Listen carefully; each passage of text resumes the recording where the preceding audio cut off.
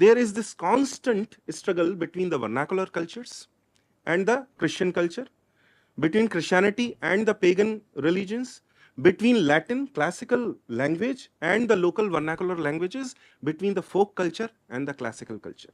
There is a constant tussle struggle, and it's very violent because the classical tradition does not recognize and wants to destroy the vernacular culture and region. And on the other hand, the pendulum swings, as with the West often does, to the other extreme, where now they are saying there is nothing central. There is no universal idea. It is just everyone on its own, on his or its own, and it's very different. It borders on extreme secessionism, extreme localized culture, where any militant ideology then takes over.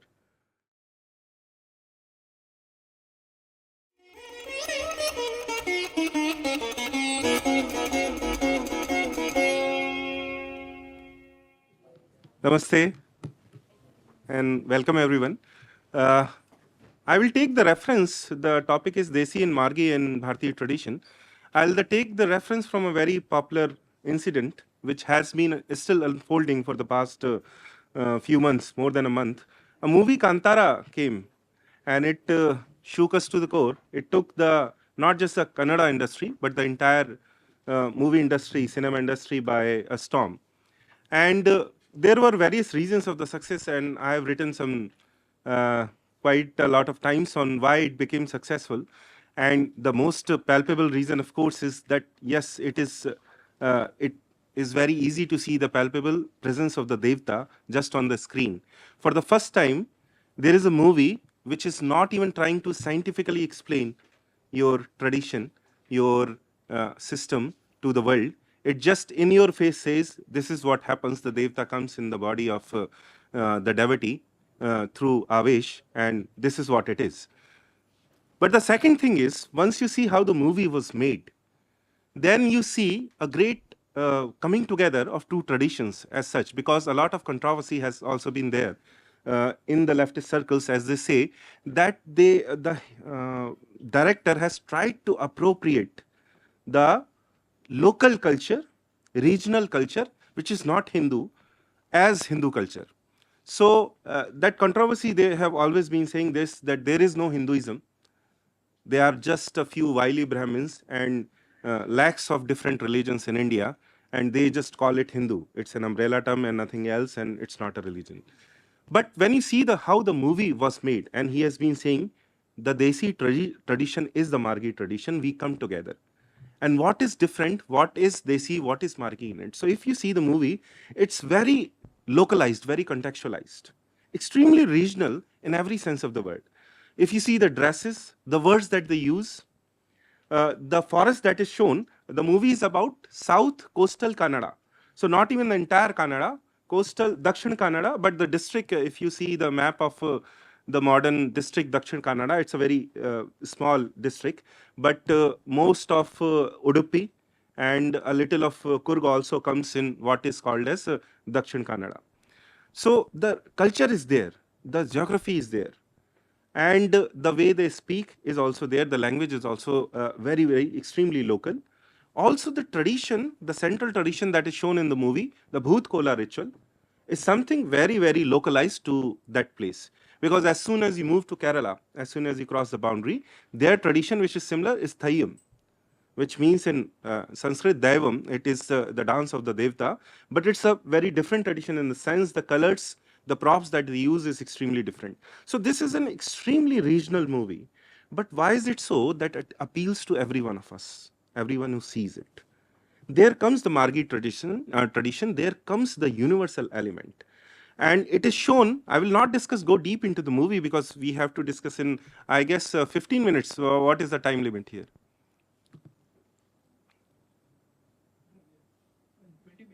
20 minutes. 20 minutes. So the next 15 minutes I have to wind up. So one thing I'll say, that tradition of Bhoot Kola, it shows the mass that are used about the regional deities, which are everywhere. Those deities that are considered Panjurli is a very local deity. For example, although I have lived in that region for months, I had not even heard. I had heard of Kora Gazza for very different reasons just 1 year ago. and that ritual is also shown in the movie, but not of Panjurli. So that's a very local, very regional deity. But all the imagery adds up, and in the final song, it lends up to the imagery of Varaha Rupam, which is an avatar of Vishnu. So here, a very, very familiar god of Hindu tradition, which is who is famous all over Bharatvarsh or to any Hindu, wherever he lives. The imagery of a local regional deity mixes completely with him. And of course, if you ask them, they say he is Varaha, he is also Panjurli, and there is no, Panjurli is the Kshetra Palak, he is a Swarup, he is an Ansh of Varaha, and they don't see any dichotomy. We have unfortunately been educated, that's why we see the difference between the two. Otherwise, if you ask the local people, the regional people, they don't see any difference in that. So this wonderful tradition where the Desi and Margi comes together, when we think on it, this is something very peculiar to Sanatan Dharma and Bharatvarsh. This has never happened anywhere else in the last 2000 years at least. If you read the history of any discipline, there is this constant struggle between the vernacular cultures and the Christian culture, between Christianity and the pagan religions, between Latin classical language and the local vernacular languages, between the folk culture and the classical culture. There is a constant tussle struggle, and it's very violent because the classical tradition does not recognize and wants to destroy the vernacular culture and region. And on the other hand, like now, what is happening, they have come to say that there is no grand narrative, there is no grand theory, there is nothing that unifies us. So the pendulum swings, as with the West often does, to the other extreme, where now they are saying there is nothing central. There is no universal idea. It is just everyone on its own, on his or its own, and it's very different. It borders on extreme cessationism, extreme localized culture, where any militant ideology then takes over. So, for example, the growth of various cults in Europe, which we are witnessing now, it also is a result of that. And this has been the struggle all over the world, even in China, which is the closest society to Bharatvarsh, which exists now, because it is not Judeo-Christian, it still survives as a pagan polytheistic culture. But even in China, because their Varnashram Dharma was not as nuanced as ours, there was no Brahmin class.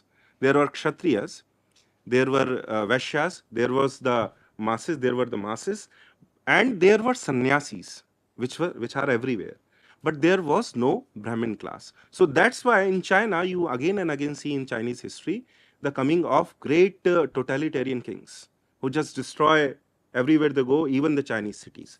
So that is something which is very, very peculiar with Bharti or Sanatan tradition. This conflict between Desi and Margi doesn't just, as I told, it is in language, it is in folk culture and classical culture. It's also between nature and culture, because as they define their culture, most of their definitions is where man struggles to control the forces of nature for his own use, which is how we have never seen nature or Prakriti. Because when you see this binary unfolding in Bharatvarsh and Bharatiya traditions, you see even the words reflect that. There is Prakrit, which the word explains, the language which naturally exists. And then there is Sanskrit. So here, a classical language, Sanskrit language, which Sheldon Pollock and all other scholars keep saying that there is a clash between Sanskrit, and Sanskrit tries to destroy other languages, and this is what happens because they see what they do in their homeland, they see it reflected here. But then she says, here is something written in pure Sanskrit, a great epic, and it sings to the glory of a region. So there is no difference like this. Just minutes ago before lunch, because Dr. Kapilapurji knew that I was here, so he called me and he gave me an example of Margi and Desi, because yesterday also in another talk I happened to hint on it. So he said that I liked, and this here is an example, and I'll quote him, because he says that Adi Shankar once gives an example. He watches water rushing by in a stream, and he sees that froth is coming out, and that froth is constantly being made and destroyed. and he sees universe and all the images and forms that we associated just like that. So it's a very beautiful metaphor in Vedanta. But then he sees that this is something that I read extremely late in Adi Shankar. But I have heard about this metaphor 100 times from villagers who are completely what we would call them illiterate or uneducated, who did not have the benefit of university education. So this thought, this culture percolates everywhere because there was the Vedic age, there were the Vedas. Of course, it's a very technical thing to do, to perform a Vedic yajna. So, of course, only a certain class community was allowed to do that because they were trained in that. But the benefit of that yajna would be bestowed upon everyone, no matter which community would be in. But then, when another era comes, when the need is felt that everyone should have some direct contact with divinity, then a series of attempts are made to take the knowledge of Vedas to everywhere. For example, Natya Shastra, it declares, it is its declared goal in very second or third shloka, I guess.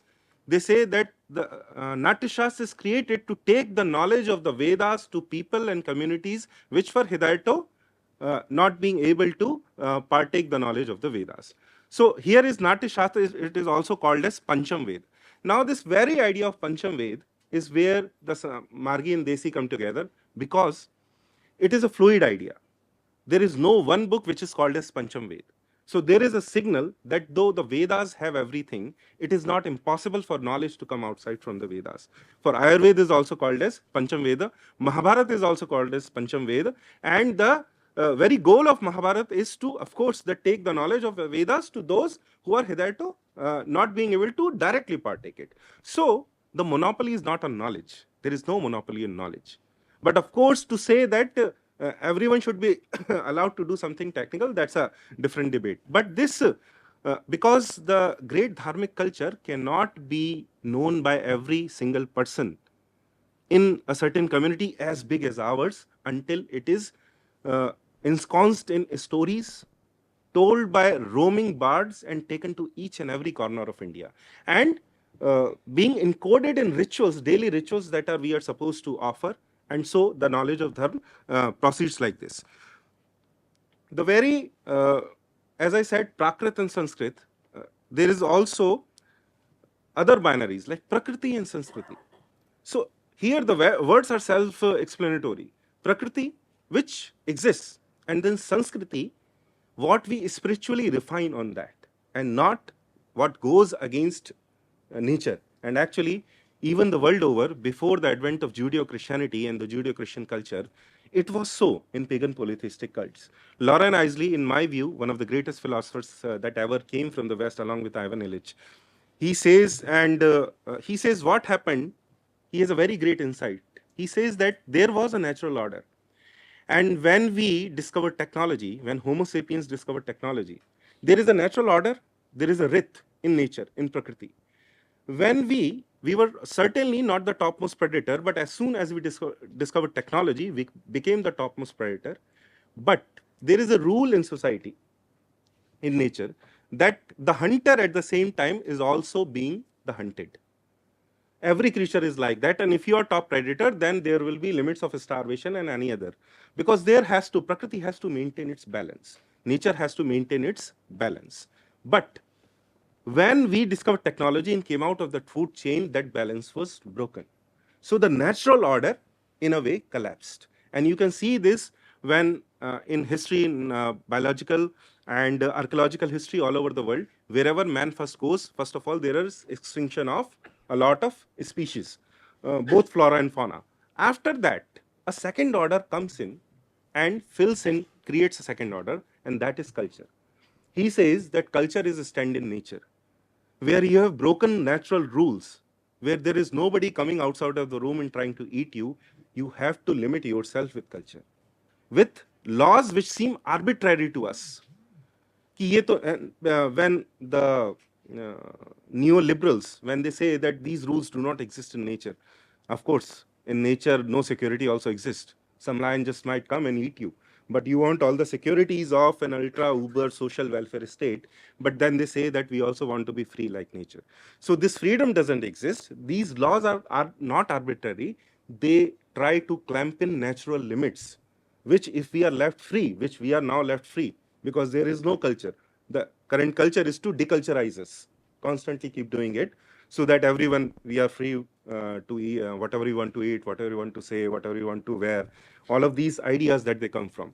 So culture is the stand in nature, and that's how, and I will just quote 2 or 3 lines from him, which are extremely beautiful. I keep quoting it everywhere.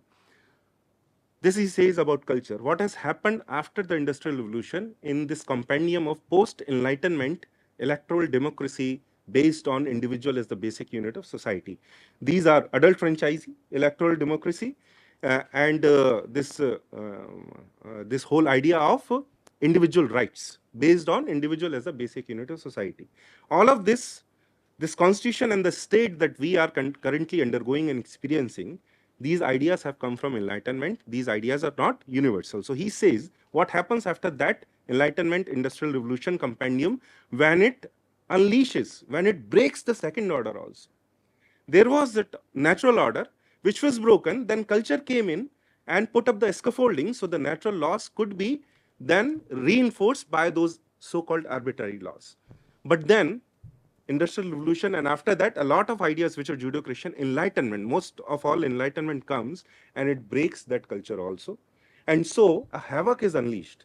The degradation of ecology and ecosystems right, left and center start from until the point where we start doing this. And the seeds are in the Bible. The Bible is extremely disrespectful to nature, all the creatures, all the animals, and flora and fauna. It is said that it is for the consumption of man. So man is at the center, and God is, of course, in idea it is at the center, but yeah, I am just about, after I finish, I'll do this. Then I'll take the questions. So that idea comes from there, and we are, all the institutions that we currently undergo, they are inspired from that idea. So he talks about culture, and these are the words that he uses: man's second rock of certitude, his cultural world that had gotten him out of bed in the morning for many thousand years, that had taught him manners, how to love and to see beauty, and how, when the time came, to die. This cultural world was now dissolving even as it grew.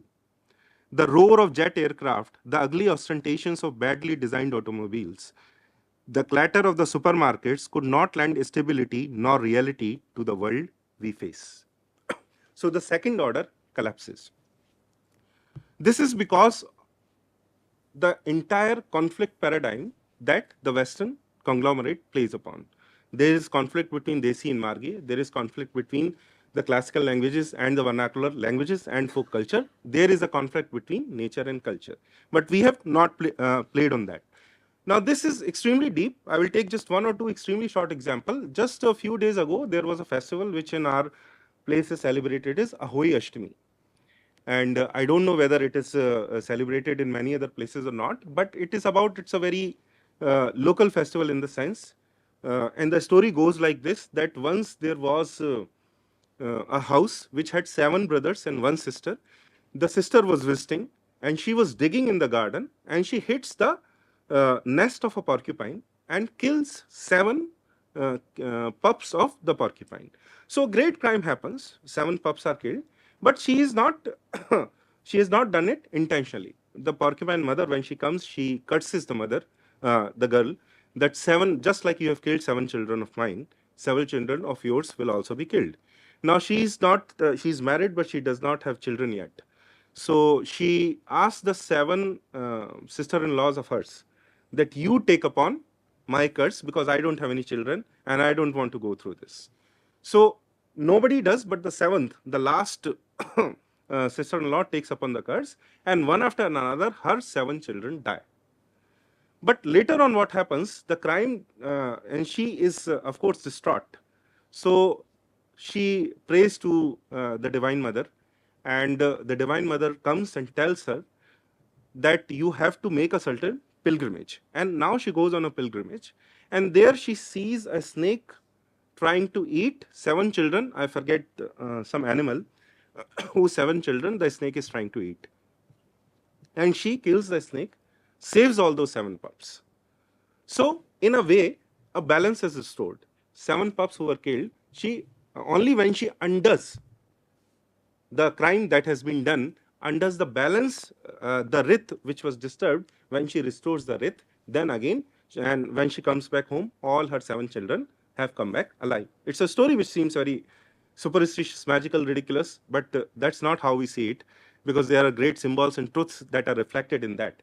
Like, I am from Gwalior. There was a Tirth in Morena, Patiya Wale Baba, and every year there used to be a great mela in which 1.5 to 2 lakh people would come.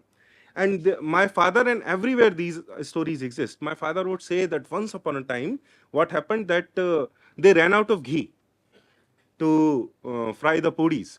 And so the great saint said that go to the well, just draw some water, and they said, how can we fry puris in water? And when they take water, and then they see that it is ghee, and then they do the entire whatever they have to do, and how many people they need to feed. But then after it is done, it is said that you can never do this while there is no emergency, and whatever ghee is left which you have taken out of the well, you have to put back into the well. And after, there is another injunction: when you have enough ghee of your own, whatever ghee you have consumed from the well, you have to put it back into the well, which will become water. So the sense here is that, and these stories exist everywhere. This is what I heard in my childhood. When I posted it online, then at least 4 or 5 people from 5 different regions of Bharatvarsh contacted me saying that we also have these stories, and they are very different places I've never been to, and there is no connection between them. So here is that only when you are in extreme emergency, you can take to these extreme measures. But even then, you have to be extremely measured, and you cannot do it for your own self. And after, when you are capable, you have to restore the balance. So these, in our stories, in our festivals, in our tihar, all of this tradition of where this great Margi tradition, great Sanskrit tradition comes down and reflects in all of the Desi tradition. It has always been there. This nature-culture conflict which exists in the West, conflict paradigm, our paradigm has been of continuum paradigm. At last, just to sum it up in 2 or 3 words, it is also about, this binary is also about the individual and the universal and the banal.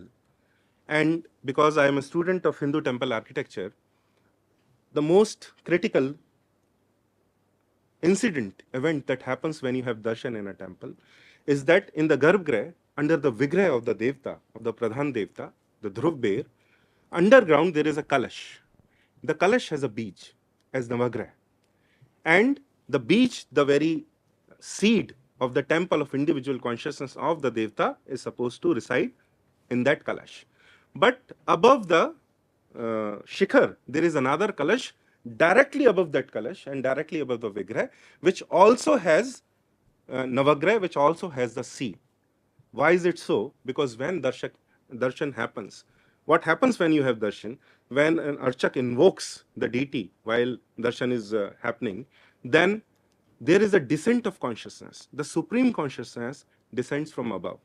The individual consciousness rises from below. In the Vigraha it meets, and that is when you have darshan, when you see, that is when darshan happens.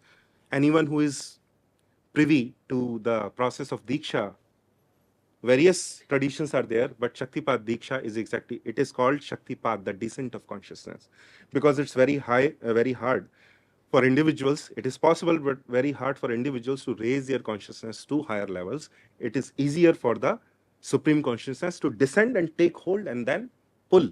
And those who have been through that Diksha, they know it is literally so. The Shakti, the great divine goddess, she descends and pulls the hand of the individual, pulls them above.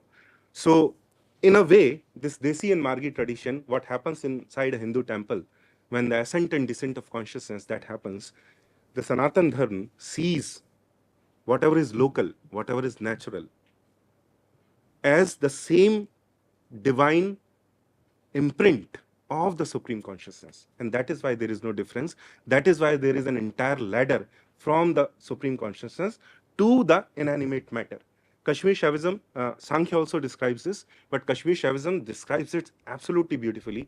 And I may be partial to the tradition because I come from it, but also it has 36 elements, and it is the most Advaitic systems of all. It is an Advait system, but it also centers so much on deities. It is full of deities. There is Shiva and Shakti and the manifestations everywhere. And it explains how the supreme reality, which is indescribable, is the same reality which gets reflected in not just every individual, but also in inanimate matter. And so there is a chain. That is why it is possible for what is below to reach to what is above. That is why it is possible for what is there above to reach down and pull what is below. And that is how we have seen our tradition. That is why there has never been a conflict. That is how I see Desi and Margi culture. Thank you. Thank you. I might have taken some more time.